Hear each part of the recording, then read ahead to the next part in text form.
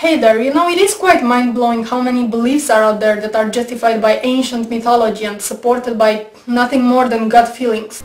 Well, that is because they did not have the internet back then. They did not even have a telephone system. People's religions are like languages. Each language is different from region to region. Things that people eat are different from region to region. The things that people wear are different. The way people build their houses are different from region to region. So, of course, why would religion be the same from region to region?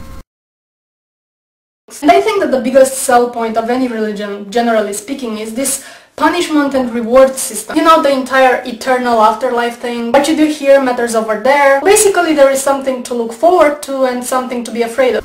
Well, that is mostly Christianity.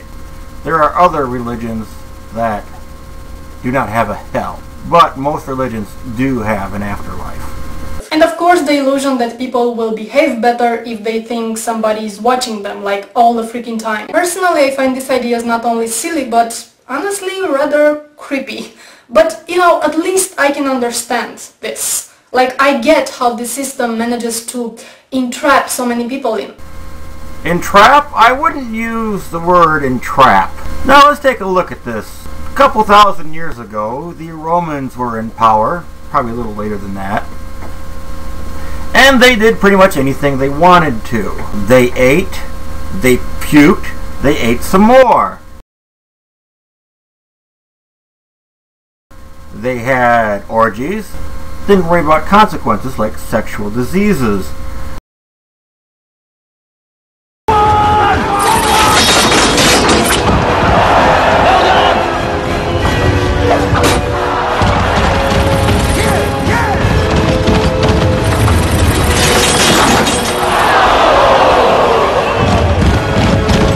Can you imagine what the world would be like today if we just continued down that path? If it wasn't for religion of some way, shape, or form, this planet of ours would be a much darker place to live in.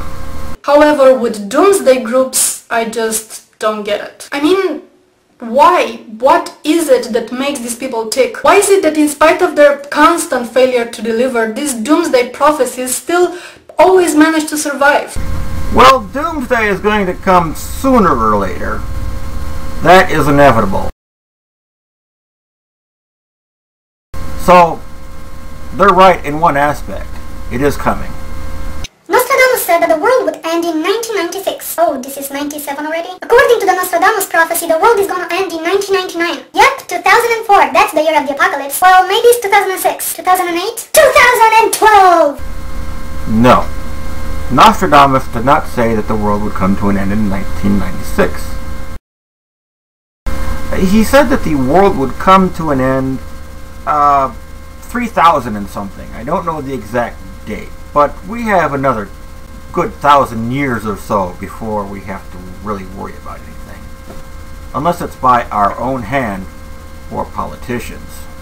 I mean, this is like, pick a number, any number, as long as it is in the future. And of course, you can always change the number when the due date expires. This entire 2012 hysteria is nothing more than a bunch of prophecies, most of them unfulfilled and with their dates changed, who are now thrown in together and mixed up. Whoa, whoa, whoa, slow down. You're mixing Nostradamus with other book-selling quacks. To create the latest doomsday pie. And everybody rushes up to eat it. It's amazing. Everybody rushing up to eat it? Well, aren't you asking people to swallow what you're serving without any facts or research? Come on. So first there's the Nostradamus thing, and this guy never even predicted that the world would end this year. He never gave a specific date for the end of the world. Have you done any research on this? Where did you get your facts from? He does, however, tell us in what year the world will finally come to an end.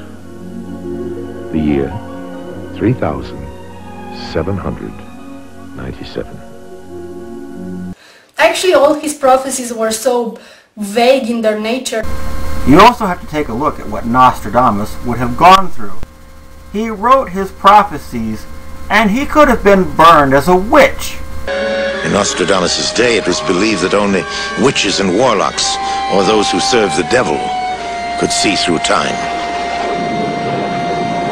To claim clairvoyancy was heresy, and countless people were convicted and sentenced to horrible tortures and deaths. Nostradamus comes out with some predictions and start coming true. Witch! You're a witch! Burn him! So, to disguise his works, he wrote them in the form of poetry in 4-line quatrains, and when he was finished, he took all of his works and he threw them up into the air, and he picked them up and put them in the order in which he picked them off the floor. He was very clever about this. He did not want to be burned as a witch, which could have easily happened. That you can probably connect them with any event at any given time if you try hard enough. I predict there's gonna be some rain. Oh, it didn't rain? So what? Did I say when it was going to rain? No. Did I say where it was gonna rain? Haven't mentioned it. If at any point in the near future there will be rain anywhere on Earth, prophecy fulfilled. Nostradamus gave about 1,000 predictions, and many times he also gave the positions of the stars and the planets, indicating the time in which they would happen. So your observation is way off. Of course, we have the mighty Mayans, which is where the 21st of December date comes from. Wait a minute, back up. Didn't you already say that the 2012 date came from Nostradamus? Now you're saying it comes from the Mayans? Well, which is it? Even though they never said that this is when the world would end. This date is simply marking the end of a Mayan long count. You know how we have periods of time that we call a month or a year or a decade, a century and so on. And for instance, when a year ends, we reset the calendar date back to January the 1st. We do that every single year. Well, the Mayans had more or less the same thing. They had a period of time called the long count, which lasted for 5,125 years. Why this number? I don't fucking know. Go ask the Mayan. Well, I'll tell you why they came up with this number. The Earth has cycles. The Earth rotates around in a cycle. The Moon rotates around in a cycle. The Earth's orbit around the Sun rotates in a cycle. The Mayan calendar is no different. This is marking a cycle. Which cycle? The precession of the equinox. The Earth has its own cycles, and it also has one that we're not aware of. It has a wobble. It has a slight wobble to it, like if you were to spin a top. It spins around really fast, but there's a wobble to it. Same as with the Earth. And it takes this a long period of time, over 5,000 years, for it to complete this wobble. Now the amazing thing about the Mayan calendar is that they would have had to have a computer to figure this out, or they would have had to sit out night after night after night for quite a long time, many hundreds of years probably, to figure this out without a calculator. So the question is, how did they do this without either or?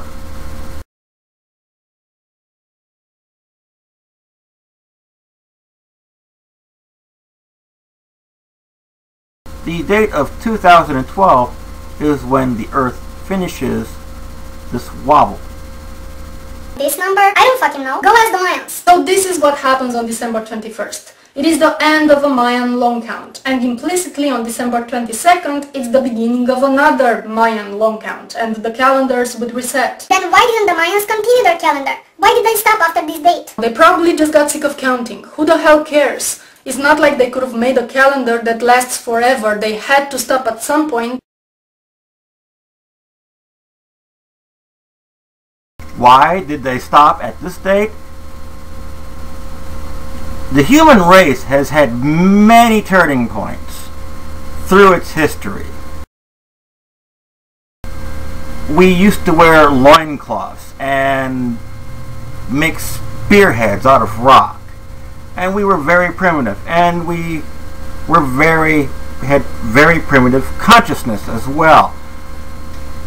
And throughout the centuries, throughout the thousands of years actually, we've had stepping stones of our evolvement. Now the Mayan calendar marks the end of our last stepping stone. We supposedly are going to mature about as much as we can mature. We are coming to an end of our own phase, and that is where we are about as conscious as we are going to get. And when I say conscious, I mean a level of consciousness, as in a bug has one level of consciousness, a cat has a higher level of consciousness, a dog may or may not have a higher level of consciousness than a cat, and we have a higher consciousness than everything below it. Well, we used to have a very low conscious level, and now we've taken these stepping stones and we are at the final